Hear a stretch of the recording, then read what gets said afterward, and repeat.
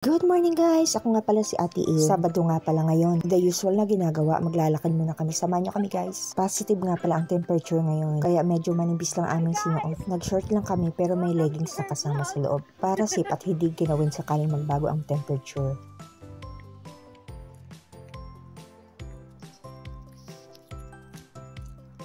Ayan, at dito na kami sa maingay na part. Sa main road na nga kami guys at maraming sasakyan.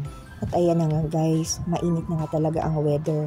Medyo pinagpapawisan na kami niyan sa aming paglalakad. Pero mas prefer namin to ang paglalakad kaysa sa bahay lang na nakailata-lata. Iba talaga ang Pinay, maingay pero masaya, syempre. At ayan na nga, hindi lang kami tatlo, naging 4 pa kami. So mas lalong maingay, mas lalong masaya. At sa haba ng paglalakad, sa teams pa rin ang bagsak.